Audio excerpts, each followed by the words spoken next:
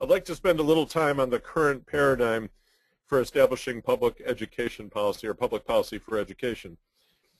We have a unique situation at this moment in time, particularly in the aftermath of Act 98, which passed this past year. The whole endeavor of education is by definition focused on students and is largely delivered by teachers and administrators. As you often you will hear people say, it's all about the kids. So at the top of this little chart are students. Local boards and supervisory unions are responsible for overseeing the actual delivery in their district and their region. This makes education delivery and policy different than many other governmental functions. Many other governmental functions are the implementation is the responsibility of a governor who either hires state employees or there's a contract with a private agency, but the line of accountability goes straight from the governor down to the delivery. Education is different in that we have local boards and supervisory unions who are responsible for actually overseeing the delivery within the policy context that's created by others. You all are the ones, the locally elected officials are accountable for getting the job done locally.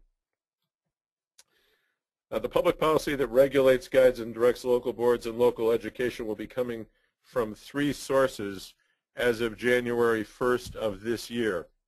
It is either a slight difference or a major difference from past practice, depending on how all this plays out. So I'm going to mention our understanding of the public policy environment, but stay tuned because these things get sorted out through practice and through discussion and through debate. The first is down here, the legislature, I would say, is the master policy entity. It is responsible for setting the legal framework for everyone else. Second is the state board. The state board has a major role in policy, but it is evolving and will be getting clarified over the coming weeks.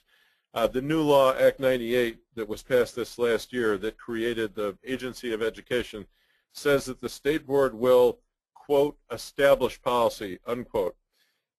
We are assuming that they will be doing most of the rulemaking through the Administrative Procedures Act, which I already mentioned, which are rules that have the force of law. The law specifically says that in establishing policy, they should engage school boards and the broader education community. So we are looking forward to working with the state board on exactly what that means and how that will work. But we expect the state board to be playing a significant role in the establishment of policy. By the way, in case you haven't already figured it out, there will continue to be questions about what do we mean by policy and who will end up being responsible for what kinds of policy. But that is our understanding under the law, that the state board is the establisher of policy.